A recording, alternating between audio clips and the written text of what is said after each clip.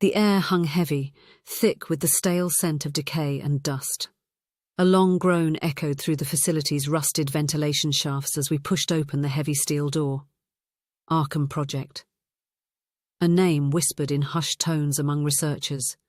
A legend of ambition and disaster in equal measure.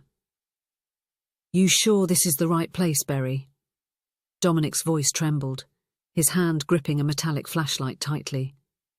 He was always nervous, especially in situations like this, haunted by the memories of what had happened here almost 30 years ago. "Positive," I said, flashlight beam dancing across a faded diagram on the wall, a chilling image of a spiraling vortex surrounded by scribbled equations. "The chamber should be just through here." We squeezed through a narrow passage, the walls closing in on us like steel shackles.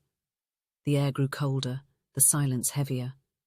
I could feel Dominic's anxieties crackling around him, a tangible tension that tightened the knot in my chest. This silence was more than just emptiness.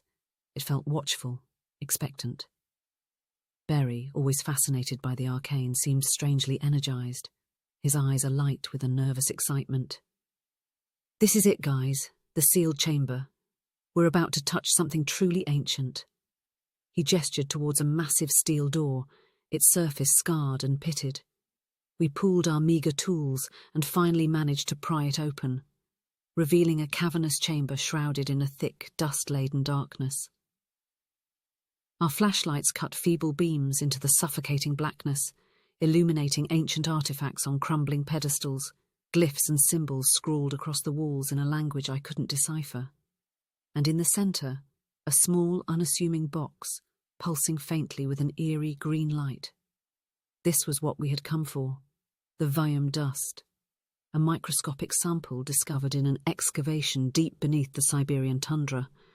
Research suggested it contained traces of a consciousness-altering substance, fragments of forgotten incantations. Dominic's voice was a shaky whisper. "Are you sure this is safe, Emma? I mean, after what happened here?" I waved a dismissive hand. "Don't overthink it, Dom. Just follow protocol. Berry, get the containment unit ready." But even as I spoke, I couldn't shake a feeling of unease, a prickling sensation on the back of my neck. Something about the chamber felt wrong. Berry brushed aside his apprehension and carefully retrieved the dust sample. The moment he touched the delicate container, the faint green glow intensified, bathing the chamber in an otherworldly light. I heard a low, guttural groan echoing from the chamber's depths. Dominic gasped, his eyes wide with terror. "Did you hear that?" he stammered. A sudden shift in the air, a wave of dizziness washed over me. The glyphs on the walls seemed to writhe, twisting into deeper, darker patterns. The figures in the shadows danced, elongated and distorted, their eyes peering at us with unholy hunger. Berry muttered, "It's calling to me." Suddenly the chamber grew cold. I felt a sharp, piercing sensation in my head, the whispers growing louder, more insistent, reaching into the deepest corners of my mind. "They're here," Berry whispered, his voice trembling. "The volume." He stumbled backward, his gaze fixed on the swirling vortex of light emanating from the box. Something was wrong, terribly wrong. I looked at Dominic, his face pale with fear.